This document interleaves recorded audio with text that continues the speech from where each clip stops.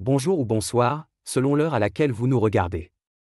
Je suis votre chroniqueur audio et animateur de podcast à l'ODJ Média. Aujourd'hui, je vous lis fidèlement la chronique de Mohamed Haïté Belhassan. Casablanca mandate le CID pour piloter études et chantiers de voirie et d'assainissement, avec une approche de diagnostic, de priorité et de suivi serré.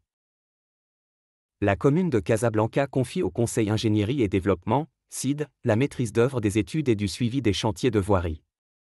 Objectif, diagnostiquer l'état des infrastructures, identifier les dégradations et proposer des aménagements adaptés pour accélérer la mise à niveau urbaine.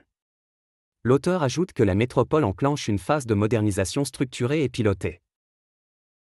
Casablanca accélère sur la voirie, la métropole engage une nouvelle phase de modernisation de ses infrastructures routières et de ses réseaux d'assainissement. Sous la présidence de Nadia Armili, la commune a retenu le Conseil Ingénierie et Développement, CID, pour assurer la maîtrise d'œuvre des études et du suivi opérationnel des travaux de voirie. Selon les termes de la mission, le bureau d'études devra réaliser un état des lieux détaillé des chaussées, trottoirs et ouvrages de drainage, détecter et cartographier les dégradations, fissures, affaissements, nids de poules, défauts de signalisation et d'éclairage public, évaluer la capacité et la résilience des réseaux d'assainissement pluvial et usé, proposer un programme d'aménagement adapté, réfection ciblée, renforcement des structures, recalibrage de la collecte des eaux. Amélioration de la sécurité et de l'accessibilité, assurer le suivi des chantiers, le contrôle qualité et le respect des délais et budgets.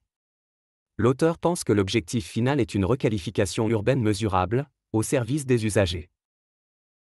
Cette démarche s'inscrit dans une stratégie plus large de requalification urbaine, visant à fluidifier la circulation, réduire la vulnérabilité aux inondations et améliorer le confort des usagers.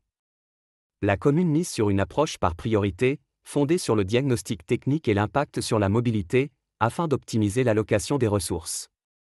La désignation de site doit permettre de structurer la conduite de projets, phasage des travaux pour limiter la gêne, coordination avec les opérateurs de réseau, eau, électricité, télécom, et intégration des standards de durabilité, notamment dans le choix des matériaux et le drainage urbain. L'auteur rappelle enfin les prochaines étapes opérationnelles, avec information des riverains. Prochaines étapes, finalisation du diagnostic et hiérarchisation des tronçons à traiter, lancement des appels d'offres travaux selon le phasage retenu, démarrage des chantiers prioritaires, avec dispositif d'information des riverains et des usagers. Merci pour votre attention. J'ai lu, mot pour mot, la chronique de Mohamed Haïté Belhassan, en respectant strictement son intégrité. On se retrouve très bientôt pour une nouvelle lecture fidèle sur l'ODJ Média, même exigence, même clarté.